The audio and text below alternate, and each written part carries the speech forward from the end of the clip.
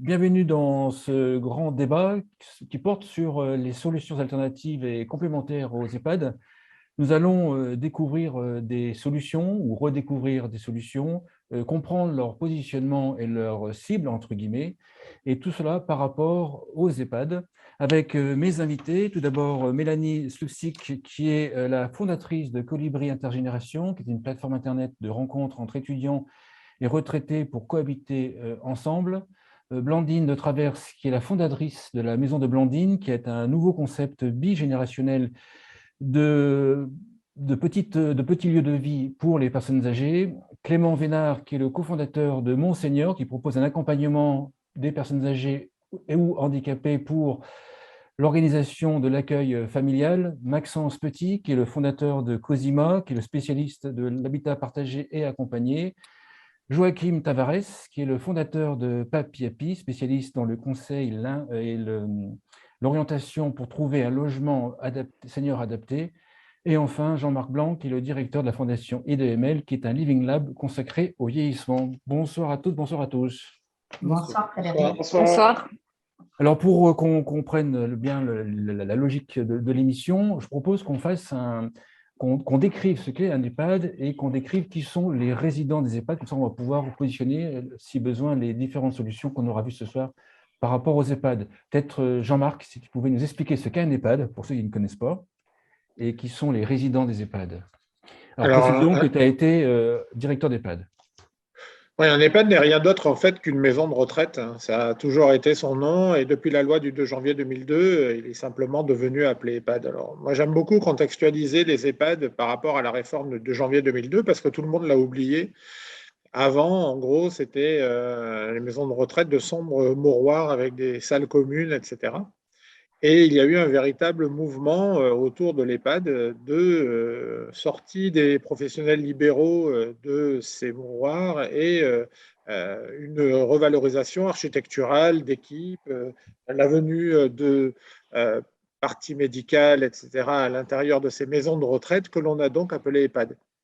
Et depuis 2002 que les EHPAD existent, on peut dire que leur public a beaucoup changé. Initialement, c'était des gens relativement jeunes, qui avaient autour de 80 ans. Aujourd'hui, en 2022, 20 ans après, on peut dire que ce sont plutôt des entrées à 86, 87, 88 ans, avec des personnes qui, à la base, les EHPAD ayant été faits pour ça, étaient des endroits qui accueillaient des personnes dépendantes, donc qui étaient évaluées au travail d'une grille qui s'appelle GIR. Et aujourd'hui, on peut dire qu'on a essentiellement des personnes présentant sévèrement des troubles cognitifs ou même psychiatriques. Donc, si tu veux, le profil, enfin, l'EHPAD, c'est l'endroit qui existe aujourd'hui pour accueillir un type de population qui est une population très dépendante ou une population ayant de graves troubles cognitifs, globalement qu'il est difficile de maintenir à domicile, même si le mot de maintien me gêne, globalement qui a besoin de retrouver du lien social, globalement qui a besoin d'un encadrement 24 heures sur 24, ou en tout cas d'un accompagnement 24 heures sur 24, et avec cette particularité qu'ont les EHPAD français, d'avoir une activité gouvernante hôtelière, qui est payée par le résident ou lorsque il n'a pas les moyens pris en charge par l'aide sociale dans les établissements publics et associatifs, une partie soins qui comporte les infirmières, le médecin, kiné, aide-soignante, etc., qui est payée par l'État via une dotation, quelle que soit la forme juridique de l'EHPAD, et une partie dépendance dans laquelle on va retrouver des psychologues, etc., enfin tout ce qui est inhérent à la dépendance. Donc voilà, on trouve aujourd'hui de maisons de retraite, lieux de vie, en fait, des endroits qui sont devenus maisons de retraite, lieux de soins pour des personnes très dépendantes et des personnes avec un profil cognitif dégradé. Et je dirais que, si tu veux, dans le paysage aujourd'hui du parcours de la personne âgée, eh bien, elles occupent une place qui, à l'étranger, est occupée par les longs séjours publics, les longs séjours hospitaliers, ce qui était déjà un peu le cas dans le passé avant la loi de 2002. Et ces petites unités, puisque en général, elles sont autour de 70 lits, 100, 110 pour les plus grandes ou plus quand il y a un héritage, et donc là, souvent hospitalier. L'idée, c'est quand même de recentrer autour de l'usager, du résident, et de faire en sorte que ces unités restent dans une dimension, une dynamique et une taille humaine. Quand ça n'existe pas, l'EHPAD, eh bien, c'est l'hospitalisation et on retrouve ce système de, alors, mouroir, le terme, je pense que ça a dû évoluer, mais en tout cas, l'hospitalisation long séjour public, et en gros, les gens qui ne sont pas accompagnés jusqu'à la fin en EHPAD, ce sont souvent des gens qui vont décéder à l'hôpital. Après, j'entends, il y a des gens qui décèdent chez eux, et Dieu merci, c'est la plus grande majorité. Il ne faut pas oublier qu'ici, alors qu'on va parler de l'EHPAD voilà, enfin, on va parler de l'alternative à l'EHPAD ne concerne que 20% des 20% dégradés de la classe d'âge ayant dépassé 86 ans. Donc, en gros, ce n'est pas une épée de Damoclès au-dessus de la tête de tout le monde qui dit que l'on va finir en EHPAD. Joachim, peut-être pour représenter Papy Happy, et puis est-ce que tu peux donner des chiffres sur les EHPAD? Combien est-ce qu'il y a de personnes dans les EHPAD en tout en France? Et puis comment se répartissent les différents types d'EHPAD? Qu'on ait un panorama. Avec grand plaisir. Papy Happy, pour résumer brièvement, on est un annuaire en ligne où on compare les établissements pour personnes âgées et les autres solutions de logement. On en a un peu plus de 12 600 sur le site, donc notamment les EHPAD. Donc, grosso modo, il y a un peu plus de 7 600 EHPAD. Ça fait un peu plus, je crois, de 600 000 places par an sur la France entière. 20% sont détenus par les privés. Et ensuite, tu as la grosse majorité qui est détenue par le public et aussi l'associatif. Mais c'est comme les établissements publics qui ont les plus de 3/4 des établissements en France. Après, je rejoins ce que disait Jean-Marc sur les EHPAD, les définitions des EHPAD. Sans eux, on ne pourrait pas fonctionner aujourd'hui. Après, c'est une minorité de personnes qui sont là, mais ces gens-là, ils ont besoin effectivement d'un suivi quotidien et d'une présence annuelle. On ne peut pas les laisser quelques instants tout seuls. Quand tu travailles en EHPAD, tu vas en unité protégée au quotidien auprès de tes résidents, ce qui fut mon cas. C'est un travail dans la continuité et une prise en charge qui est globale. Et ce travail-là ne peut être fait que par eux, je pense, à l'heure actuelle, quand les gens sont fortement dépendants et que la famille n'est pas là. Il n'y a pas de solution miracle. Donc, et après, l'image qu'ils ont, et on pourra en parler après, mais effectivement, est déplorable par rapport à la réalité du terrain, parce qu'il ne faut pas mettre tout le monde dans le même sac. Et quand on traite de l'humain par de l'humain, des fois, ce n'est pas évident. Pour faire la transition sur Papy Happy, il n'y a pas que des EHPAD, il y a d'autres types de logements. Quels sont les autres types de logements que… On peut avoir, par exemple, on a les résidences autonomie, les ex-foyers de logement. Il y a tout ce qui est résidence senior. Et après, il y a toutes les nouvelles solutions de logement. Donc, je pense qu'autour de la table, de la caméra, certains seront meilleurs que moi pour expliquer ce qu'il existe. Mais il y a des choses qui reviennent comme le béguinage, qui existe depuis des centaines d'années. Les bailleurs sociaux. Donc, en fait, il y a beaucoup de solutions qui sortent de terre, qui existent. Et je pense que chaque solution est appropriée à une tranche d'âge, en fait. Entre le jeune senior qui cherche une vie sociale, de l'animation, du rapport humain, et quelqu'un qui devient centenaire et qui ne peut plus rester tout seul chez lui, entre 65 ans et 100 ans, tu as une grosse période de ta vie qui est comme conséquente. Et cette période de la vie, je pense, est rythmée par différentes solutions de logement. Et à l'heure actuelle, on a une chance d'être dans un pays, nous on est aussi en Espagne, on voit la différence et on est dans un pays où il y a beaucoup d'innovation, qu'elles soient digitales, humaines ou de construction, et ce qui permet à répondre à un réel besoin des gens et à permettre aux gens de ne pas être cloisonnés à une seule typologie de logement, ce qui fut le cas depuis un bon bout de temps, et leur permettre de s'épanouir là où ils souhaitent vivre et là où ils peuvent vivre en fait. D'accord. Blandine de Traverse, la maison de Blandine, de quoi s'agit-il? Et après, le terme qui m'intéresse, c'est bigénérationnel. Déjà présenté la maison de Blandine. Ouais. Alors, pour expliquer un petit peu la maison de Blandine, ce sont des petits lieux de vie à taille humaine. Quand je dis petit, c'est environ 25 appartements pour des personnes âgées, pour accueillir des personnes âgées, mais également des jeunes.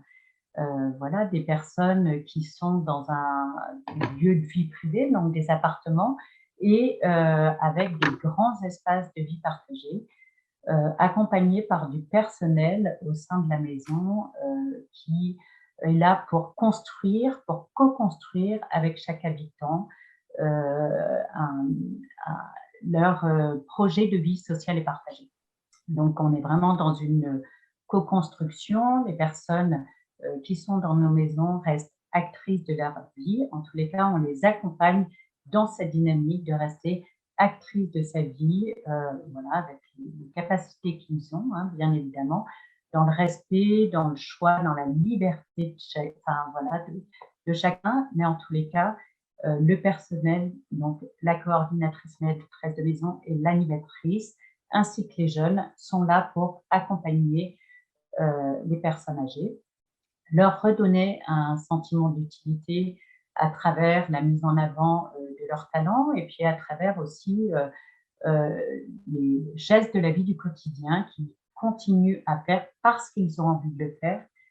Voilà, ça c'est vraiment important pour nous, cette notion d'avoir envie d'accompagner avec l'envie de chacun. Ensuite, on est là pour rompre la solitude. On est là également pour avoir un objectif de prévention cognitive, physique, nutritionnelle et également le lien social et affectif. Donc, voilà, voilà, tout ça, ce sont les fondements de la maison Blandine. On accompagne également les aidants parce qu'on sait que pour les aidants, cette période de vie est difficile aussi. Voilà, et on propose à nos habitants de pouvoir les accompagner jusqu'en fin de vie. On a décidé de mettre de la mixité générationnelle, parce que vous vouliez aussi parler, parce que pour nous, c'est important qu'il y ait une transmission qui se fasse entre les jeunes et les moins jeunes. On sait que les personnes âgées ont vraiment cette expérience de vie, cette expérience de savoir-faire, de savoir-être, et les jeunes ont également des connaissances. C'est aussi une possibilité de création de liens affectifs entre les jeunes et les moins jeunes. Et pour nous, c'est aussi voilà, un accompagnement dans cette vision, dans ce lien social et affectif qui a une importance et encore plus vrai quand les personnes sont âgées. Il y a un profil type des résidents. Première question. Deuxième résident, qu'est-ce qui déclenche le fait qu'ils viennent dans la maison de Blandine? Alors, souvent, ce qui déclenche l'entrée des habitants chez nous, c'est la solitude. Voilà, les personnes qui sont seules chez elles, on sait que vraiment, c'est une grande souffrance. Et moi, en tant qu'infirmière libérale, hein, je le vis au quotidien. Ces personnes qui sont chez elles et qui sont vraiment très seules, parce qu'en fait, les personnes qui interviennent au domicile des patients sont des personnes qui restent pour effectuer un travail donné et qui ne sont pas là pour créer du lien, pour accompagner dans la vie quotidienne. Voilà, et donc les personnes qui viennent chez nous sont souvent des personnes qui souffrent de cette solitude.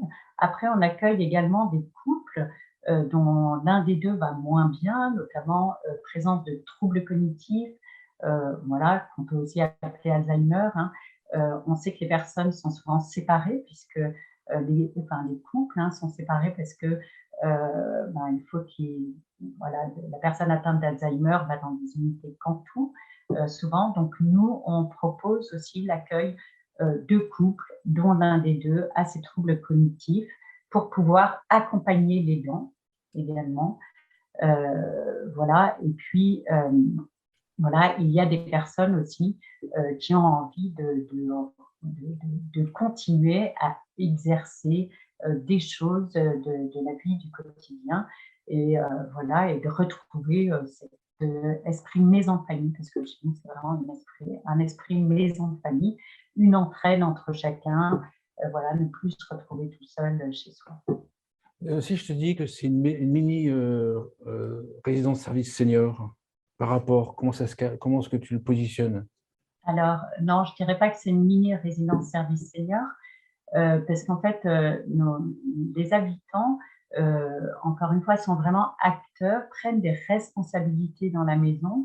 En fait, le personnel est référent des habitants, hein. Voilà, donc organise la maison, crée du lien avec les familles, avec les prestataires médicaux, paramédicaux, les prestataires de services. Et nos habitants, on les accompagne à prendre des responsabilités. Donc, pour voilà, schématiser un petit peu, on va cuisiner ensemble. Voilà, donc les habitants, il y a une responsable de la cuisine qui va définir les courses, voilà, faire les courses, tout ça. Et ensuite, on cuisine ensemble et on prend notre repas ensemble. Tout ça, bien évidemment, animé par l'animatrice ou la maîtresse de maison. Mais en tous les cas, voilà, c'est vraiment, ils sont dans cette action de vie, dans les gestes de la vie du quotidien. On a un responsable du jardin également. On n'a pas de jardinier. Voilà, on a un des habitants qui va être responsable du jardin. Et puis ceux qui vont vouloir jardiner avec cette personne vont continuer à jardiner aussi. Voilà. Et puis après, on met aussi en avant vraiment les talents. Il y a des photographes, il y a des peintres, il y a des sculpteurs. Enfin, voilà. Et donc, tout ça, on accompagne. Nous, on est vraiment là pour être facilitateur de vie, facilitateur de continuer à faire. Voilà, donc c'est un peu différent des résidences service senior. Parce que, Maxence, Petit, fondateur de Cosima, donc habitat partagé et accompagné. Est-ce que c'est bien ça déjà? Nous, on aime bien parler de domicile partagé. Parce que l'enjeu, c'est vraiment d'insister en fait sur le fait que les gens sont chez eux. Alors, ça fait écho à pas mal de choses qu'ont dit Blandine. Je pense qu'on a une vision très largement partagée, avec une traduction un petit peu différente d'un point de vue du format que nous, on propose. Nous, on développe en fait des habitats pour 8 personnes. En cœur de ville, en fait, on est en partenariat essentiellement avec les promoteurs immobiliers auprès de qui on achète en fait des étages de logement dans des programmes de résidentiels classiques.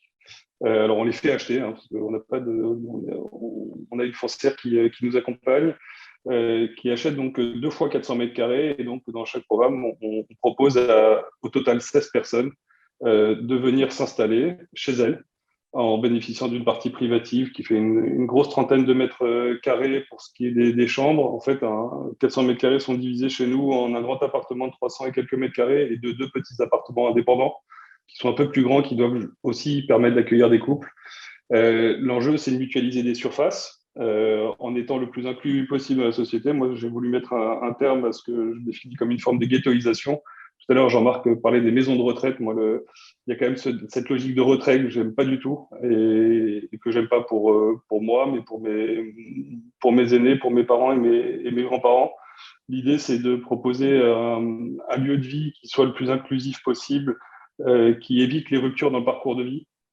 Donc, en fait, de rester dans un environnement dans lequel on a longtemps vécu, parce qu'on sait à quel point c'est extrêmement perturbant à 85-90 ans de quitter cet environnement. Donc, c'est ce premier pilier qui est la mutualisation des surfaces, finalement, qu'un outil qui permet, de mutualiser un accompagnement 24/24 par des auxiliaires de vie qui sont présentes pour accompagner les personnes dans l'accomplissement des actes de la vie quotidienne, quels qu'ils soient, évidemment dans le périmètre de ce que doit et peut faire un ou une auxiliaire de vie. Avec l'aide d'une aide à la vie partagée. Alors ça, c'est des termes très administratifs, hein, mais en l'occurrence, ce sont des personnes qui sont là essentiellement pour donner les moyens aux habitants de préserver leur liberté de choix, de continuer à rester le plus actif possible ou revenir dans l'action quand ce n'était plus le cas, pour alimenter, effectivement, ça fait quoi ce que disait Blandine, ce sentiment d'utilité sociale. En fait, on est tous faits de ça, hein, de ce sentiment, de ce besoin d'avoir ce sentiment d'être utile socialement, inclus socialement. Donc ça, c'est sur la partie, je dirais, accompagnement. Donc ça répond évidemment à des personnes qui ne peuvent plus ou ne veulent plus rester à domicile traditionnel. Et la conséquence de ces 2 premiers piliers, c'est peut-être l'essentiel. Là aussi, d'un point de vue administratif, on parle de projet de vie sociale et partagé. Moi, j'y rajoute projet de vie sociale individuelle et partagée, parce que l'enjeu, c'est avant tout de répondre aux aspirations individuelles et aux besoins de chacun, tout en préservant une harmonie collective et en jouant sur l'émulation que permet la vie à plusieurs dans un lieu avec une logique très participative, parce que au-delà des ghettoisations, moi, ce qui m'embête beaucoup dans la façon dont on accompagne aujourd'hui nos aînés, c'est le côté très infantilisant. Où finalement, on propose à des personnes qu'elles soient à domicile ou en établissement. Il n'y a pas lieu d'écrire ça uniquement pour les établissements. Mais le côté, on s'assoit dans un fauteuil, on attend que le temps passe. Moi, je trouve que c'est éminemment déprimant et surtout extrêmement contre-productif dans la logique de préserver l'autonomie, mais surtout l'identité de chacun et donc la dignité de chacun. Parce que quand on perd son identité, on perd sa dignité avec. Donc voilà, dans les grandes lignes, ce que nous faisons, on a ouvert à Lourdes notre premier habitat partagé il y a maintenant 6 mois. On a la chance d'y vivre des choses assez extraordinaires qui, en tout cas, ont largement dépassé nos intuitions dans la capacité de ce format à justement alimenter ce sentiment d'utilité sociale, de même remobiliser des personnes qui étaient en train un petit peu, alors le mot est un peu violent, mais qui étaient un peu en train de s'éteindre. Et on voit vraiment que cette émulation, cet accompagnement, ce sentiment de sécurité aussi qui est important, et cette volonté d'être toujours dans une logique participative permettent en fait à des personnes qui sont arrivées, pour vous faire un panorama, on a aujourd'hui une moyenne d'âge de 89 ans, c'est quand même assez élevé.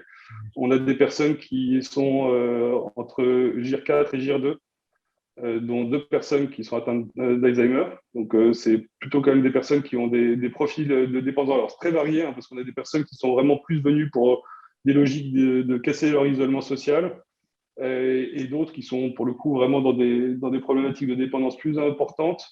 Et c'est d'ailleurs l'un de nos enjeux, c'est de développer la solidarité entre ces différents habitants, et encore une fois, de jouer sur cette émulation. Et on voit que ça marche, en tout cas jusqu'à présent, je touche du bois, mais ça marche plutôt très bien, en tout cas à en croire le retour des habitants et de leurs proches. Et je finirai là-dessus, le rôle des proches pour moi est extrêmement important. Ce que j'ai voulu aussi en créant Cosima, c'est des lieux dans lesquels les proches ont envie de venir s'impliquer, parce que c'est quelque chose, je pense, qui doit nous interroger déjà sur les liens intrafamiliaux, sur le lien social qu'on doit préserver avec nos aînés, particulièrement lorsqu'ils rentrent dans cette période de fragilité. Et je pense que ça passe aussi par le fait justement de créer des lieux attractifs, évidemment pour les habitants eux-mêmes, mais pour leurs proches. Et c'est quelque chose sur lequel nous, on est extrêmement concernés parce qu'on voit que c'est évidemment ce lien, cette préservation de ce lien, elle est extrêmement importante, tout simplement dans l'histoire et l'expérience de vie qu'on souhaite proposer aux habitants. Alors, j'ai beaucoup de questions, mais on va falloir sélectionner. Si j'ai bien compris, il y a 2 types de déclencheurs. Il y a la solitude plus la santé, si je crois avoir compris. Oui, exactement. Il y a ces deux raisons peuvent soit de façon cumulée, soit de façon détachée, motiver effectivement la volonté, de partir de son domicile, parce que ça part quand même souvent de là, hein, ça part et effectivement, on a des personnes avec des profils assez variés et on veut alimenter, justement, continuer à avoir des profils assez variés. Il ne s'agit pas d'avoir… Alors, il y a d'autres modèles qui existent. Je pense à la Maison des Sages qui se concentre vraiment sur les problématiques autour d'Alzheimer, en tout cas des maladies neurodégénératives. Et c'est des super formats, je trouve. Il n'y a rien à dire. Nous, on essaye d'avoir une logique un peu plus mixée en termes de profil. Ce sur quoi on insiste beaucoup, en revanche, c'est au moment de l'ouverture et puis ensuite de l'identification des personnes qui se manifestent pour venir vivre dans ces lieux, c'est de faire en sorte qu'il y ait une forme de compatibilité dans les aspirations, alors sans parler du caractère, parce que ce serait trop compliqué, mais voilà, l'enjeu, c'est de préserver une harmonie dans ces lieux, même de générer une harmonie, et ça passe par le fait de s'enrichir de profils relativement différents. Joachim, sur ton papier API, tu vois arriver de plus en plus ou pas d'habitat partagé, de domicile partagé? Oui, il y en a de plus en plus. Pour dire, En fait, quand on parle de chiffres énormes de potentiel, enfin de potentiel ou de construction des années à venir, c'est hallucinant. Bon, bref, tu dois voir ça sur ton site, j'imagine. Ouais, bah, on part quand même de pas grand-chose, hein, pour être honnête, hein, sur le logement autre que le collectif. Mais c'est un peu sociétal en fait, hein. On a construit des banlieues et on a construit des EHPAD et on s'est rendu compte que ni l'un ni l'autre était très bien. Donc là, on réfléchit à l'habitat un peu plus petit, plus personnalisé. Et ce qui est certain, beaucoup l'ont dit, mais les gens, en fait, quand ils cherchent un logement, la première chose, quand ils doivent quitter chez eux, c'est de se dire où je peux trouver un lien social plus important que ce que j'avais auparavant. Il y a quand même beaucoup de solitude parce que les familles ne sont pas présentes, parce qu'on délaisse nos personnes âgées, parce qu'on a des contraintes familiales, géographiques qui font qu'ils sont tout seuls. Et c'est triste, en tout cas pour moi, je trouve. Et oui, il y en a de plus en plus. Après, on en revient à ce qu'on disait au début, il y a un problème après de communication, de bien comprendre ce qu'il existe. Et après, le territoire n'est pas pareil. Il y a quelques temps, on va expliquer qu'il y a des zones tendues et des zones moins tendues en termes de logement. Typiquement, quand tu pars au fin fond de la ruralité, rien n'existe de ces solutions-là. Il y en a beaucoup qui existent dans les villes, dans les zones urbaines, mais il y a plein d'endroits, nous on le voit en Bourgogne-Franche-Comté ou dans d'autres territoires, où il y a un réel besoin de créer des solutions d'habitat pour les personnes parce qu'elles sont délaissées. Et là, il y a un vrai travail à faire pour leur permettre de trouver la bonne solution de logement. En fait, je me permets, Joachim, juste, j'entends ce que tu dis. Simplement, en fait, on est encore, je pense, aux prémices d'une forme de nouvelle vague, en fait, justement dans les solutions qui doivent être apportées aux seniors. Tu as quand même, je l'ai cité tout à l'heure, tu as Agedi qui développe de plus en plus en milieu rural, justement, et dont c'est le rôle, pour plein de raisons, certainement du point de vue de leur valeur et de leur modèle économique, mais qui se développent justement dans les petits villages, dans les bourgs, un peu partout en France. Il y a des structures plus ou moins grandes qui se développent en périurbain et d'autres structures qui se développent dans l'urbain. Ça reste, je suis d'accord, ipsilonesque par rapport aux besoins, mais c'est certainement parce qu'on est au début de quelque chose. J'en suis persuadé, hein. Mais sauf qu'à l'heure actuelle, quand nous, on doit conseiller des gens dans des zones où il n'y a rien, bah, c'est compliqué. Bien sûr, bien sûr. Et il y a aussi une question de mentalité où les gens ne sont pas habitués à vivre en collectivité. Les gens qui ont vécu toute leur vie avec leur épouse, seuls dans leur maison, du jour au lendemain, leur expliquer qu'ils vont partir en colocation ou qu'ils vont partir, c'est pas bizarre. Donc, il y a un moment, il faut quand même aussi avoir la pédagogie et trouver la bonne solution là où tu es, en fait. AGV, ils sont de la même région que nous. Donc, on les connaît plutôt pas mal. Mais voilà, il y a un problème sur le territoire. On est au début de la vague, sauf que les gens qui sont aujourd'hui sur la vague, ils sont bien embêtés parce que comment on fait avec eux? Et ça, il y a un réel problème là-dessus. Aujourd'hui, on se rend compte que dans les EHPAD, il y en a certains qui ne travaillent pas bien. C'est quand même très surprenant parce que jusqu'avant, ils tous travaillaient très bien. Donc, non, on se moque un peu des gens, je trouve, que ce soit les pouvoirs politiques ou les départements sur ces questions-là. Nous, on conseille des villes dans le département de Lyon et quand les gens viennent nous voir et nous demander ce qui peut exister là où ils peuvent aller, bah, des fois, on est bien embêtés en fait. Et en Bourgogne, c'est pareil parce qu'il n'y a pas de solution. Et donc là, donc vous êtes là, vous êtes les nouveaux surfeurs sur ces sujets-là, mais il y a un vrai boulot à faire. Ouais. Alors, dans les zones où il n'y a pas grand-chose, où il n'y a rien, peut-être qu'il y a l'accueil familial. Clément? Entre autres, oui. Entre autres, voilà, entre autres. Oui, absolument. Peut-être pour représenter brièvement Monseigneur, donc on est une petite équipe fermement engagée à développer une solution qui existe depuis 30 ans et qui est encore discrète, mais qui est de plus en plus plébiscitée. Et c'est vrai que l'actualité, qu'elle soit sanitaire, qu'elle soit autour des EHPAD, nous donne raison, nous et tous ceux qui sont autour de cette table d'ailleurs. Il y a de la place en fait pour des solutions d'hébergement plus petites en termes de taille, des habitats qui sont peut-être plus chaleureux, moins stigmatisants. Et donc voilà, nous on s'est arrêté autour d'un dispositif qui s'appelle l'accueil familial. Monseigneur, c'est une structure ESUS, entreprise solidaire d'utilité sociale, qui a pour vocation d'accompagner des familles dans la mise en place et le suivi de séjours en maison d'accueil familial. Et depuis 3 ans, nous, on s'attache à lever les freins, et il y en a beaucoup, les freins au développement de ce dispositif qui existe, vous l'avez compris, depuis de nombreuses années. Alors, peut-être expliquer pour ceux qui ne connaissent pas, c'est une personne âgée chez une famille. Alors, Frédéric, pas exactement, si vous me permettez. Bien sûr, vas-y. Le dispositif de l'accueil familial, c'est un accueillant, c'est un professionnel, être accueillant familial, c'est un métier qui est autorisé par l'intermédiaire d'un agrément qui est remis par les conseils départementaux et qui autorise donc ce professionnel, le plus souvent en reconversion professionnelle, souvent soignant, auxiliaire de vie, aide-soignant, infirmier, éducateur spécialisé, qui autorise donc ce professionnel à accueillir à son domicile, dans sa maison, avec jardin, etc., au milieu de son foyer, 1, 2 ou 3 personnes âgées ou en situation de handicap. J'insiste un petit peu sur ce caractère professionnel parce que c'est la réalité.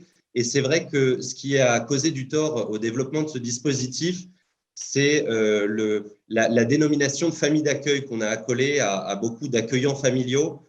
Et c'est oublier que ces professionnels sont agréés, sont contrôlés, sont formés, Jean-Marc, peut-être pas suffisamment dans certains départements. Jean-Marc va réagir, attention. Hein. J'espère bien, c'est l'objectif de cet échange. Sont formés à la prise en charge et l'accompagnement de personnes en perte d'autonomie à leur domicile. Donc le cadre, vous l'imaginez bien, une maison, un jardin, une cuisine familiale, un professionnel et de la vie autour des 3 personnes accueillies qui élisent domicile dans cette maison, souvent en zone périurbaine ou rurale. Et je le disais, depuis 3 ans, on s'attache avec toute l'équipe de Monseigneur à venir lever les freins au développement de ce dispositif. Parmi les freins… Là, Clément, tu parles de votre nouveau concept. J'y viens, en effet. Ok, d'accord, voilà, c'est ça. En fait, vous avez démarré sur l'accueil familial avec des familles qui existaient, des lieux qui existaient, et vous allez vous orienter vers un modèle que je trouve génial d'ailleurs.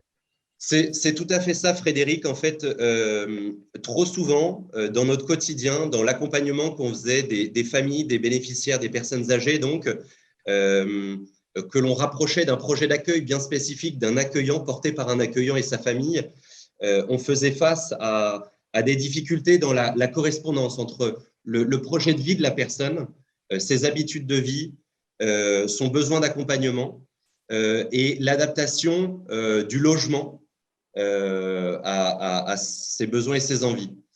Par ailleurs, dans le dispositif traditionnel de l'accueil familial, les accueillants sont assez esseulés dans l'exercice quotidien de leur métier. Et le fait d'être esseulé, le fait d'être peu accompagné, a été une des raisons d'être de Monseigneur depuis l'origine. Pour pallier à 2 des difficultés du dispositif de l'accueil familial, on s'est rapproché d'un acteur qui est expert dans la promotion immobilière, une entreprise à mission qui fait ce métier depuis des dizaines d'années, avec une approche qui nous a énormément séduite, une approche de la terre, de la revitalisation des centres-bourgs, du terroir, qui parlait énormément à notre projet et qui faisait écho. Et donc, on s'est rapproché, on s'est associé pour la création de maisons d'accueil familial. Grosso modo, une maison 170 mètres carrés avec en rez-de-chaussée toute l'infrastructure nécessaire pour permettre l'accompagnement oui, l'accompagnement de personnes avec une perte d'autonomie.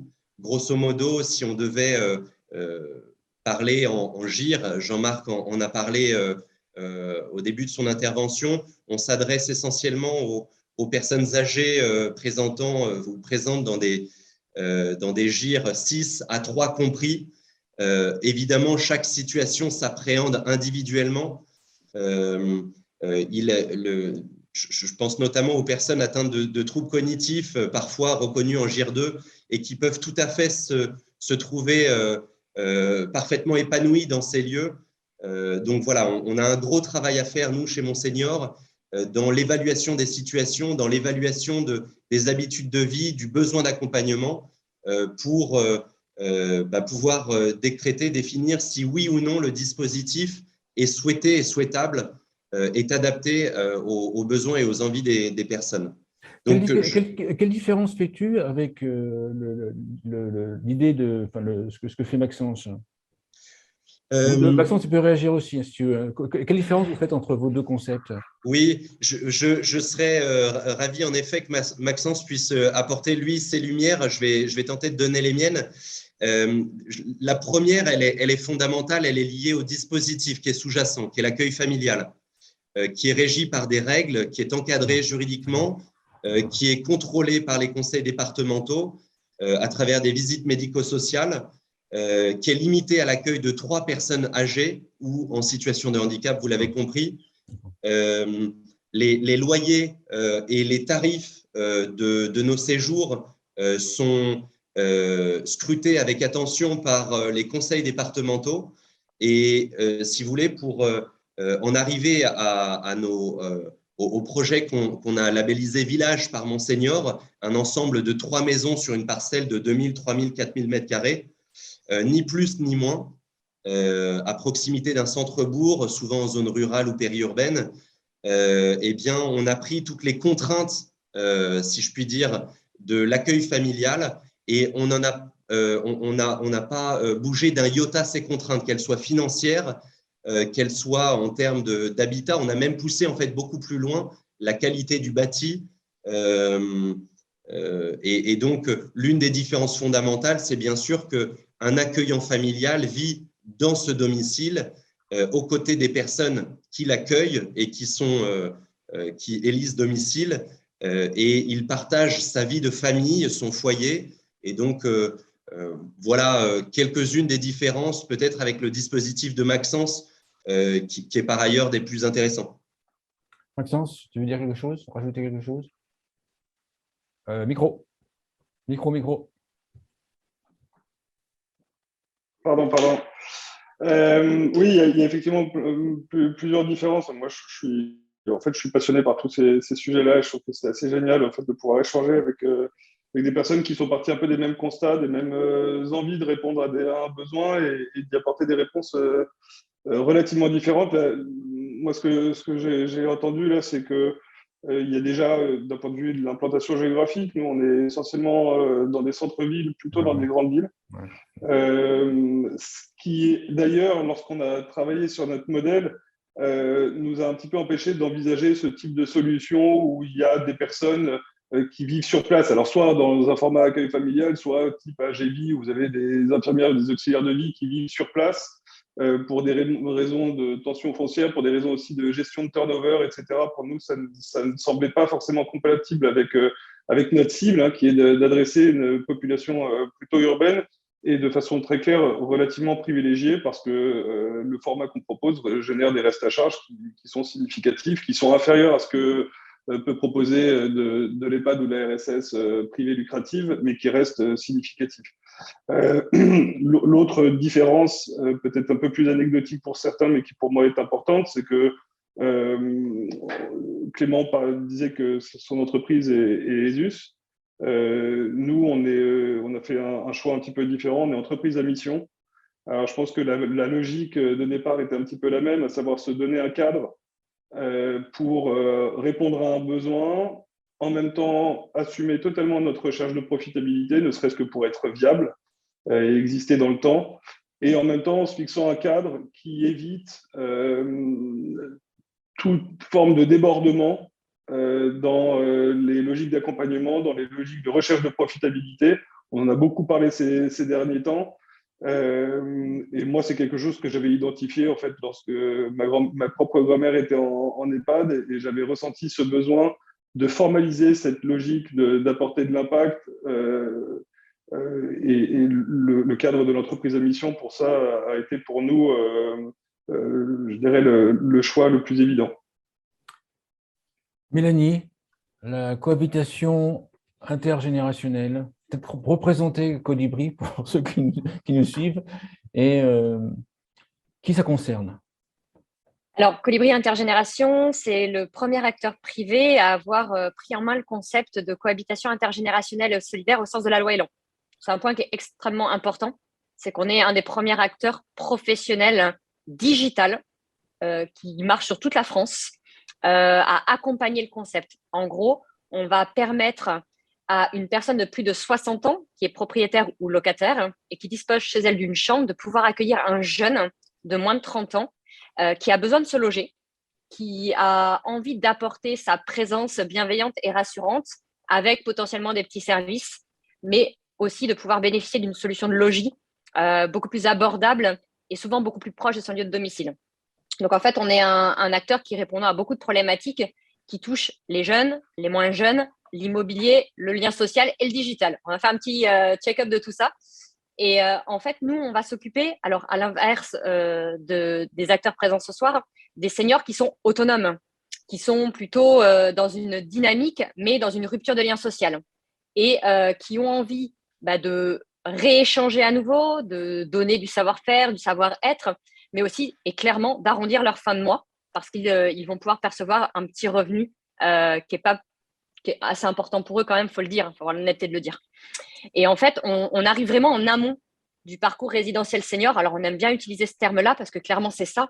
Lorsqu'on arrive à 60 ans, on rentre dans un parcours résidentiel senior qui a plusieurs étapes qui sont successives, complémentaires, alternatives, mais qui dépendent de plusieurs critères qui sont l'âge, le critère de dépendance et de l'autonomie, le critère de lien social, le critère financier. Et ça, c'est hyper important. Donc, on est vraiment en amont du parcours et c'est surtout que nous, on se positionne chez la personne âgée.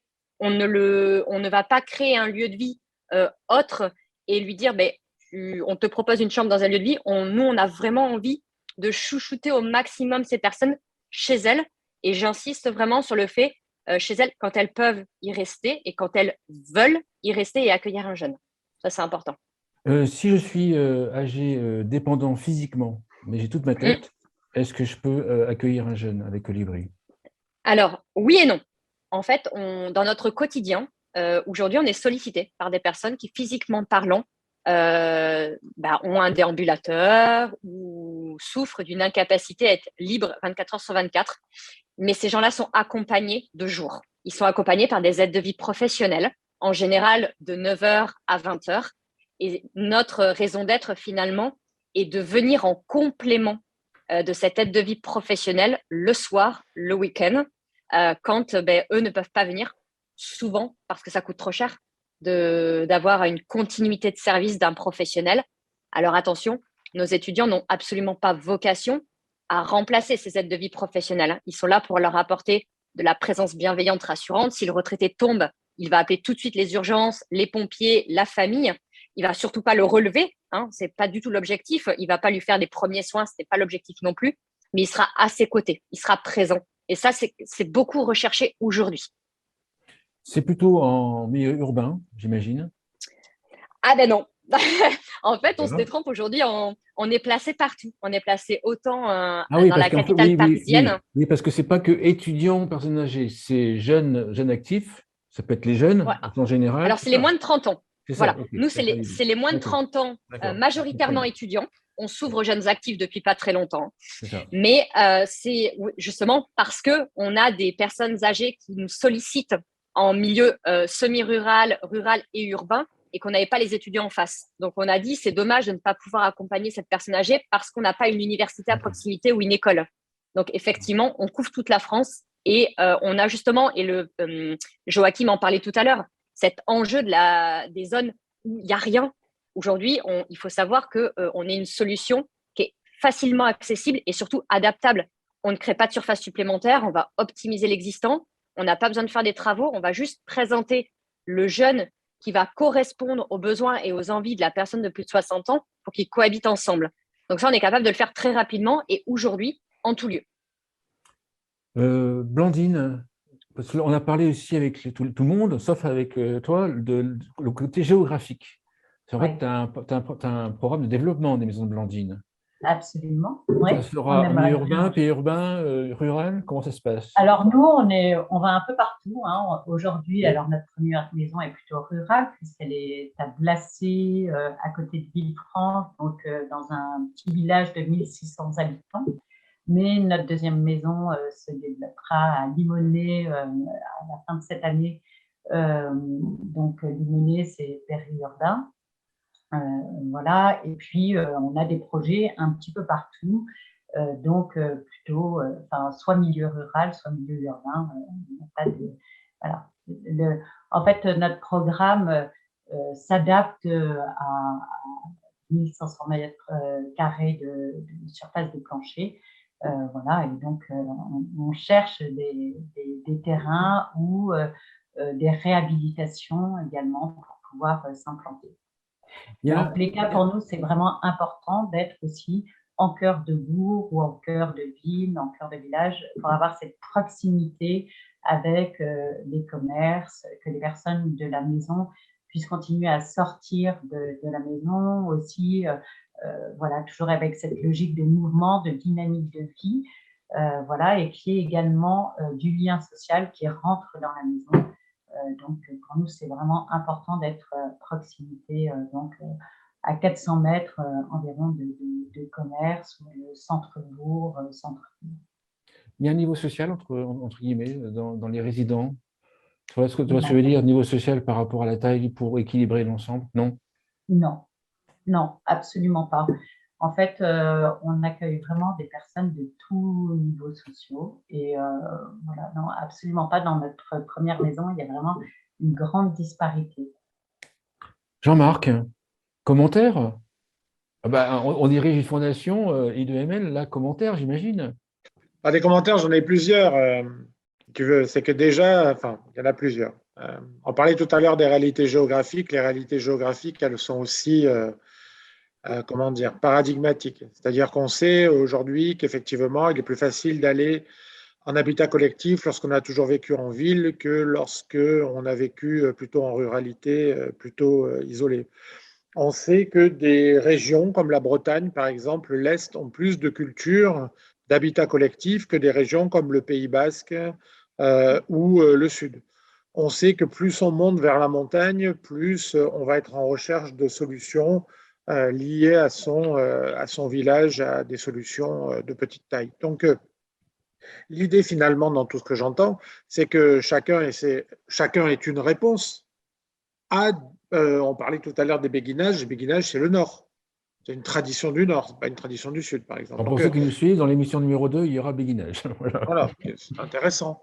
Mais ce que je veux dire, c'est qu'en gros, le monde idéal dans lequel on pourrait vivre, c'est un monde dans lequel toutes ces solutions sont présentes et finalement, chacun, en fonction d'un moment dans son parcours, son état de santé, ses envies, peut choisir un de ses habitats et puis pourquoi pas passer de l'un à l'autre ou bien finir ses jours dans l'un.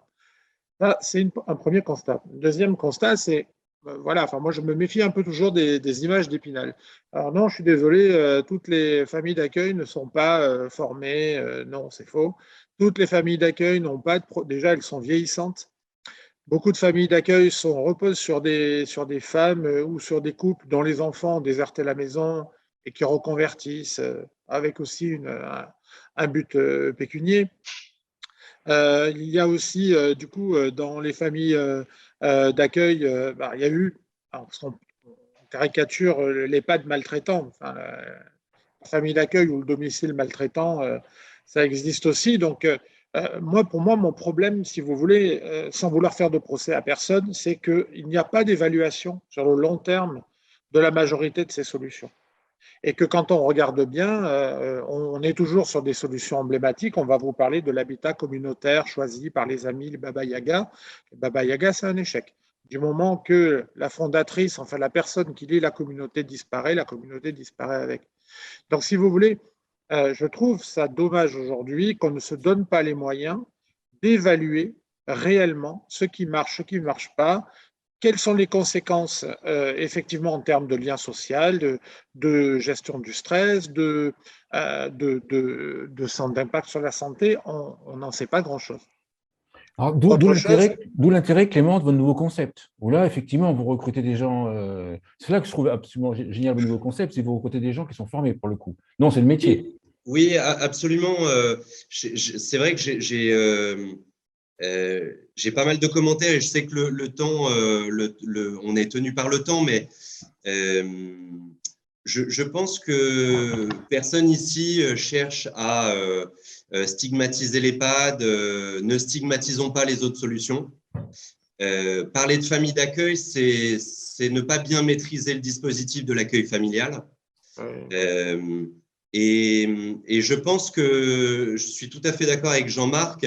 Le monde idéal serait de permettre à toutes ces solutions de coexister. Mais pour ça, et pour pouvoir évaluer aussi l'efficacité de ces solutions, il faut les laisser exister, ces solutions. Et je crois qu'un jour, dans quelques années, j'écrirai un livre de tout ce qu'on a mis comme bâton dans les roues, de tous les levées de boucliers qui ont été faites contre le dispositif de l'accueil familial, contre d'autres solutions aussi, parce qu'on n'a pas du tout envie de se victimiser, hein. Mais c'est vrai que du coup, on a été contraint de prendre le problème par un autre bout, et on est très heureux finalement parce que ça nous force à être… Pardon. Hop, vous me voyez peut-être un peu moins. Bon, on fera une coupure. Ah là là, les amis, franchement, la prochaine fois, je vous fais livrer des lampes. Ce sont les seniors qui ont des problèmes avec le numérique d'habitude. Alors là, c'est la lumière.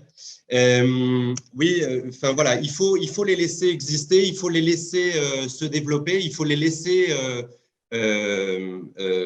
être évalués aussi. Et je dirais même plus qu'il faut les encourager quand même. Voilà, je pense que c'est important d'encourager les différentes solutions alternatives. Voilà, voilà, on est chacun concerné par ces dispositifs, effectivement, qu'on met en place. Et je trouve que c'est important d'encourager toutes ces personnes qui mettent de l'énergie et qui voilà, mettent du temps, de l'énergie à ouvrir d'autres solutions, Oui, voilà, mais enfin, proposer d'autres solutions. in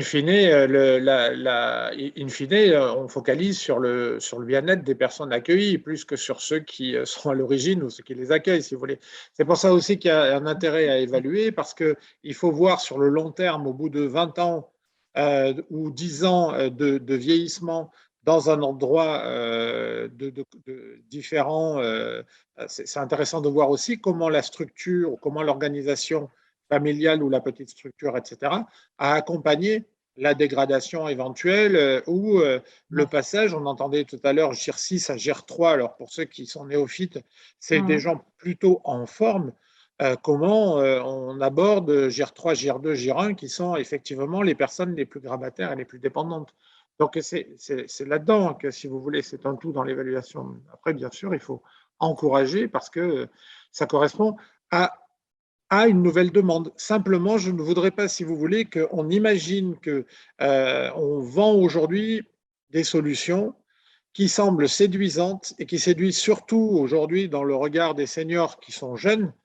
Et quand ils seront en âge de les utiliser, ce sera peut-être… Parce qu'on y rentre relativement tard dans les habitats alternatifs. J'entendais tout à l'heure à Lourdes, si je ne me trompe pas, des gens qui étaient proches de 86 ans.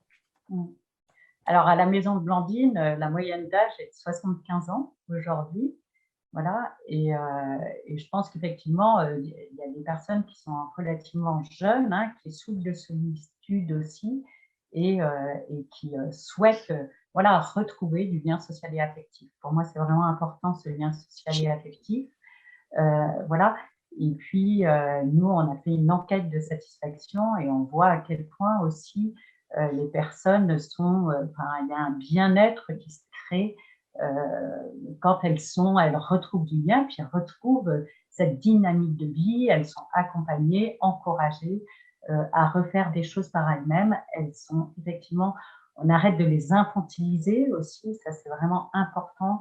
Voilà, que ces personnes âgées retrouvent leur pleine valeur et voilà, cette humanité qu'elles ont et qui Alors, Et- voilà. Si je peux me permettre, Frédéric, simplement, Ouais, je voudrais vas-y, rebondir vas-y. sur les deux précédents propos. Vas-y, je peux pas te dire qu'on rend l'antenne, c'est pas vrai. Donc vas-y. Non, je voudrais juste réagir aux deux précédentes interventions. J'entends de la part de Jean-Marc la volonté de plus contrôler. Moi, voilà. Alors, en fait, justement, c'est tout le point. Si vous voulez, c'est que on se rend bien compte que les contrôles ne marchent pas. On vient d'en avoir une démonstration assez concrète récemment. En tout cas, on aura de plus en plus de difficultés à avoir les moyens opérationnels et financiers pour réaliser ces contrôles dans de bonnes conditions. Et donc, ça pose quand même pour moi la question de savoir quelles sont les autres méthodes pour évaluer, pour apprécier l'efficacité et la qualité des différentes expériences de vie qui sont proposées par les différentes solutions qui ont été listées ce soir. Et j'en reviens du coup à cette logique d'entreprise à mission. Vous savez qu'il y a plusieurs collectifs qui sont en train de se constituer dans cette logique, entre autres portés par Allenvie, en tout cas les fondateurs d'Allenvie qui poussent beaucoup là-dedans. Ça a été repris par un certain nombre de ministres, entre autres, sur peut-être l'opportunité, je ne sais pas si c'est le bon format, mais l'opportunité de recréer un cadre pour toutes ces solutions qui s'adressent aux personnes âgées, de créer un cadre dans lequel on ne va pas faire appel à des contrôleurs, mais on va définir un certain nombre de critères d'évaluation qui peuvent être annuellement, trimestriellement, mensuellement, selon ce qu'on décidera, appréciés par un organisme extérieur. Et ça fait écho effectivement à ce que disait Blandine, l'enquête de satisfaction. Malheureusement, l'enquête de satisfaction, me semble-t-il, ne suffit pas. Ça fait 15 ans que je développe des solutions pour les seniors et on peut très largement se targuer de super taux de satisfaction. Ça recouvre quand même des réalités aussi dans la façon d'orienter potentiellement. Je ne dis pas que c'est ce que fait Blandine ni ce que je fais moi, mais on peut plus ou moins orienter une enquête de satisfaction et vous le savez tous. Si on a un cadre objectif de référence, moi je pense que c'est ce dont on a besoin aujourd'hui justement pour permettre à toutes les solutions existantes et naissantes de pouvoir faire apprécier finalement l'efficacité de ces solutions, encore une fois, au profit du bien-être et du bonheur des personnes âgées, parce que, in fine, je pense qu'on est tous réunis autour de cette logique de permettre à nos aînés de continuer à profiter de la vie jusqu'au bout et dans les meilleures conditions possibles. Donc, voilà, moi je trouve que c'est là où potentiellement il y a une réflexion de fond à mener sur le cadre à proposer pour que ces évaluations puissent se faire et qu'en même temps, ça ne bloque pas l'innovation, que ça ne bloque pas les initiatives nouvelles, parce que le côté, évidemment, bah oui, mais c'est nouveau, on ne sait pas si ça marche ou pas. Bah oui, mais en fait, c'est vrai sur n'importe quel type de solution, à partir du moment où elle est innovante, il faut lui laisser le temps d'exister pour faire ses preuves, mais tout en développant un cadre qui évite les dérives évidentes de maltraitance, entre autres, auxquelles vous faisiez référence dans le cadre de l'accueil familial, par exemple. Bon, on avait dit 55 minutes, les amis, donc on va s'arrêter là. Joachim, je te laisse faire la conclusion avec ton credo de trouver le bon logement pour le bon besoin. Ouais. En fait, il y a plein de choses qui ont été dites, mais il y a un truc qui est important, c'est l'expérience client, en fait. Parce que tous ces gens-là, ce sont vos clients et ce sont aussi les miens. Et sans eux, effectivement, on ne serait pas là aujourd'hui. Peut-être pas pour Jean-Marc, mais en tout cas pour les autres, c'est le cas. Et je pense que les contrôles en soi, c'est bien. Mais quand c'est des contrôles diligentés par le conseil départemental, moi, j'ai eu l'occasion de travailler avec eux. C'est peut-être pas les plus pertinents. Donc ça, tu pourras couper. On est d'accord. Mais je veux dire, ce qui est surtout important. Mais surtout, ce qui est important, c'est d'avoir le retour des gens et d'avoir un retour qui est continu, en fait. Et on parle d'Orpea beaucoup en ce moment, mais les contrôles ont été faits. Moi, j'étais directeur d'EHPAD chez Corian, j'ai fait du public et je veux dire, c'est pas faire deux contrôles dans une année qui vont dire comme quoi tes résidences sont bien, en fait. Et ce qui est important, et je trouve que c'est on n'a pas trop parlé, c'est le ressenti des gens et d'avoir un ressenti, parce que les enquêtes de satisfaction, en ce moment, j'échange beaucoup avec Jean-Christophe Remercie de chez Orpea sur l'enquête de satisfaction client qu'ils ont fait chez Orpea. Mais tous font pareil. Quand c'est toi qui fais ton enquête de satisfaction, que tu la gères, que tu communiques dessus, en termes de fiabilité d'information, tu peux avoir quelques doutes, en fait. Et en fait, c'est pour ça que j'ai créé Papy Happy, parce que je trouve que ce qui est important, c'est que les gens puissent communiquer et donner leur avis et donner leur expérience, qu'elle soit famille ou résident, sur ce qu'ils vivent quand tu es en famille d'accueil ou en accueil familial, il est compliqué effectivement de savoir, mais il faut avoir le retour de ces gens. Et je pense que le plus important, et on en est tous d'accord, on fait ce travail-là pour que nos papiers mis soient le mieux possible.